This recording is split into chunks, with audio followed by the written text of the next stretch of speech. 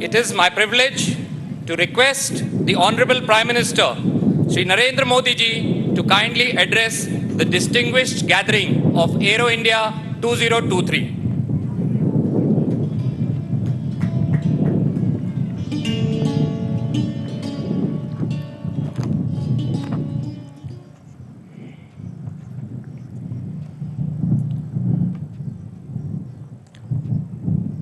आज के इस महत्वपूर्ण कार्यक्रम में उपस्थित कर्नाटका के गवर्नर श्री, मुख्यमंत्री श्री, रक्षा मंत्री राजनाथ सिंह जी, मंत्रिमंडल के मेरे अन्य सदस्य, देश विदेश से आए डिफेंस मिनिस्टर्स,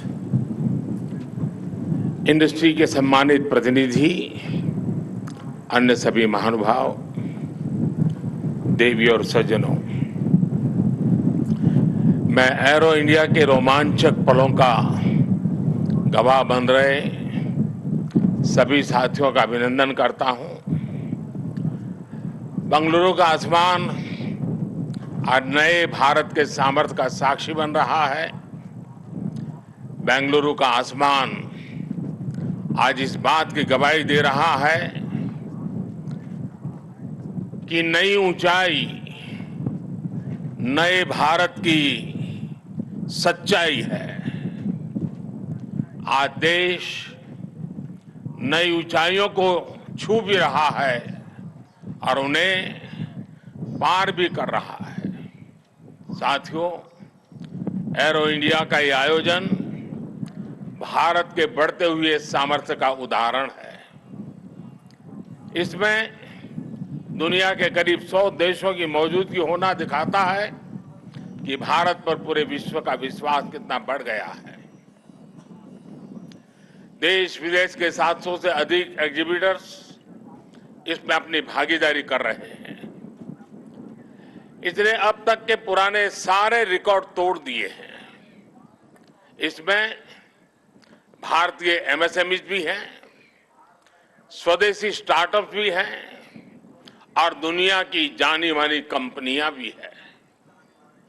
यानी एरो इंडिया की theme the runway to a billion opportunities, जमीन से लेकर आकाश तक हर तरफ नजर आ रही है। मेरी कामना है आत्मनिर्भर होते भारत की ये ताकत ऐसे ही बढ़ती रहे। साथियों, यहां एरो इंडिया के साथ ही डिफेंस मिनिस्टर्स कॉन्क्लेव और सीईओज राउंड टेबल इसका भी आयोजन किया जा रहा है। दुनिया के विभिन्न देशों की सहभागिता, सीईओज की ये सक्रिय भागीदारी एरो इंडिया के ग्लोबल पोटेंशियल को और बढ़ाने में मदद करेगी। ये मित्र देशों के साथ भारत की विश्वसनीय भागीदारी को आगे ले जाने का भी एक माध्यम बनेगा। मैं इन सभी इनिशिएटिव्स के लिए डिफेंस मिनिस्ट्री और इंडस्ट्री के साथियों का अभिनंदन करता हूं। साथियों, एरो इंडिया एक और वजह से बहुत खास है। ये कर्नाटका जैसे भारत के टेक्नोलॉजी की दुनिया में जिसकी महारत है, एडवांस है, ऐसे राज्य कर्नाटका में हो रहा है। इससे एरोस्पेस और डिफेंस में नए अवसर पैदा होंगे। इससे कर्नाटका के युवाओं के लिए नई संभावनाएं खुलेगी। मैं कर्नाटका के युवाओं से भी आह्वान करता हूं, टेक्नोलॉजी को फील्ड में आपको जो महारत हासिल है उसे रक्षा क्षेत्र में देश की ताकत बनाइए। आप इन अवसरों से ज्यादा जुड़ेंगे तो डिफेंस में नए इनोवेशंस का रास्ता खुलेगा। साथियों, जब कोई देश नई सोच, नई अप्रोच के साथ आगे बढ़ता है तो उसकी व्यवस्थाएं भी नई सोच के हिसाब से ढलने लगती है। एरो इंडिया का ये आयोजन आज नए भारत की नई अप्रोच को भी रिफ्लेक्ट करता है। एक समय था जब इसे केवल एक शो या एक प्रकार से सेल्फ टू इंडिया की एक विंडो भर माना जाता था। बीते वर्षों में देश ने इस परसेप्शन को भी बदला है। आज एरो इंडिया केवल एक शो नहीं है, ये इंडिया की स्ट्रेंथ भी है। आज ये इंडियन डिफेंस इंडस्ट्री के स्कोप को भी फोकस करता और सेल्फ कॉन्फिडेंस को भी फोकस करता है। ऐसा इसलिए क्योंकि आज दुनिया की डिफेंस कंपनियों के लिए भारत केवल एक मार्केट ही नहीं है, भारत आज एक पोटेंशियल डिफेंस पार्टनर भी है। ये पार्टनरशिप उन देशों के साथ भी है जो डिफेंस सेक्टर में काफी आगे हैं, जो देश अपनी रक्षा जरूरतों के लिए एक भरोसेमंद साथी तलाश रहे हैं। भारत उनके लिए भी एक बेहतर पार्टनर बनकर आज उभर रहा है। हमारी टेक्नोलॉजी इन देशों के लिए कॉस्ट इफेक्टिव भी है और क्रेडिबल भी है।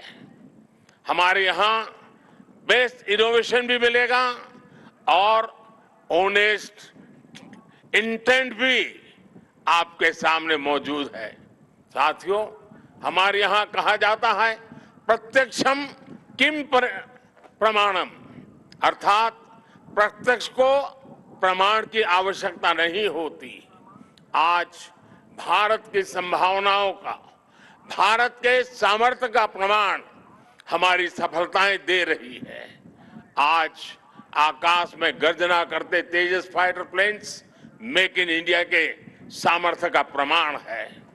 आज हिंद महासागर में मुस्तैद aircraft carrier INS Vikrant make in India के विस्तार का प्रमाण है। गुजरात के बड़ौदा में C-295 की मैन्युफैक्चरिंग फैसिलिटी हो या तुमकुर में HAL के हेलीकॉप्टर यूनिट हो, ये आत्मनिर्भर भारत का वो बढ़ता सामर्थ्य है जिसने भारत के साथ साथ विश्व के लिए नए विकल्प और बेहतर अवसर जुड़े हैं। साथियों, 21वीं सदी का नया भारत अब न कोई मौका खोएगा और न ही अपनी मेहनत में कोई कमी रखेगा। हम कमर कस चुके हैं। हम रिफॉर्म्स का रास्ते पर हर सेक्टर में रिवॉल्यूशन ला रहे हैं। जो देश दशकों से सबसे बड़ा डिफेंस इंपोर्टर था, वो अब दुनिया के 75 देशों को डिफेंस इक्विपमेंट एक्सपोर्ट कर रहा है।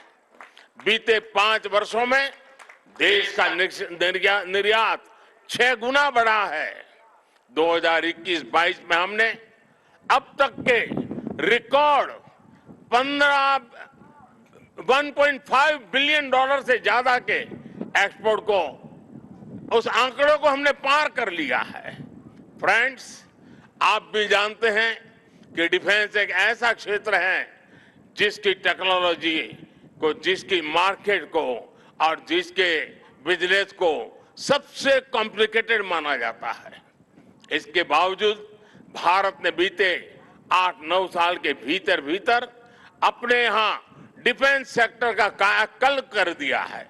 इसलिए हम इसे अभी केवल एक शुरुआत मानते हैं।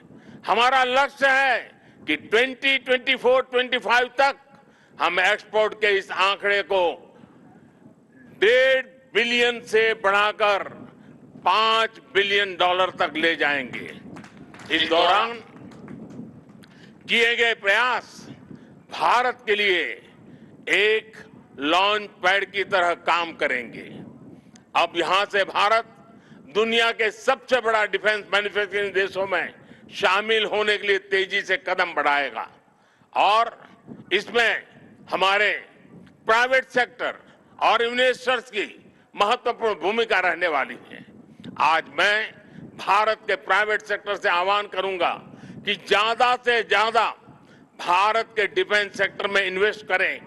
भारत में डिफेंस सेक्टर में आपका हर इन्वेस्टमेंट भारत के अलावा दुनिया के अनेक देशों में एक प्रकार से आपका व्यापार कारोबार के नए रास्ते बनाएगा।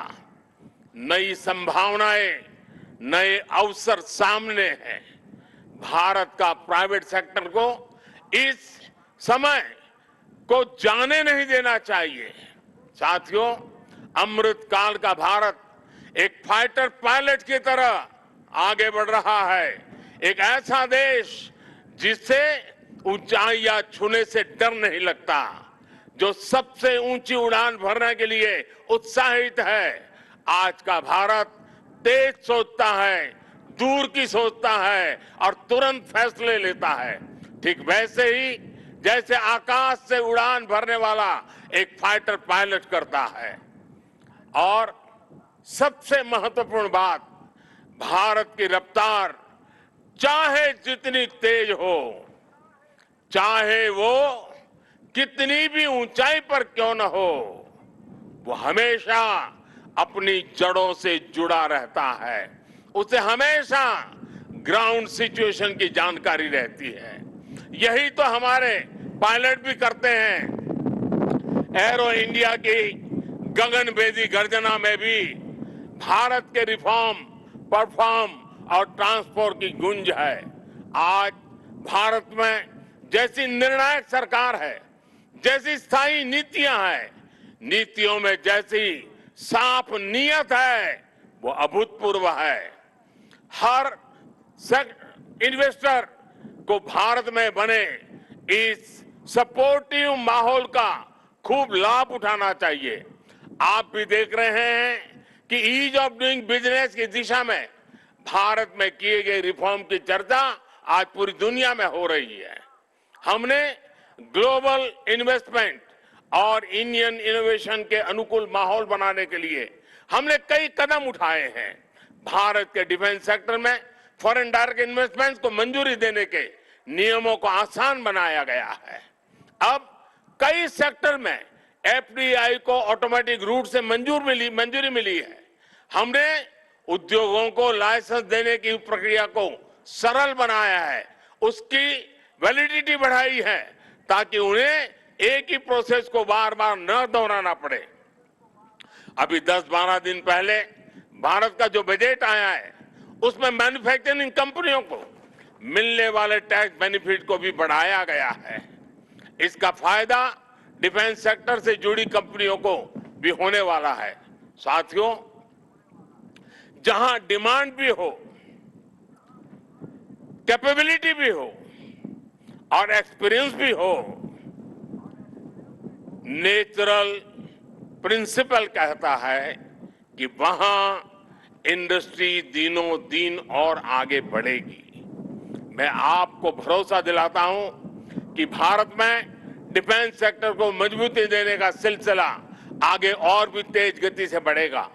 हमें साथ मिलकर इस दिशा में आगे बढ़ना है। मुझे विश्वास है आने वाले समय में हम एरो इंडिया के और भी भव्य और शानदार आयोजन के गवाह बनेंगे। इसी के साथ आप सभी का एक बार फिर बहुत बहुत धन्यवाद करता हूं और आप सबको अनेक अनेक शुभकामनाएं देता हूं। भारत माता की जय।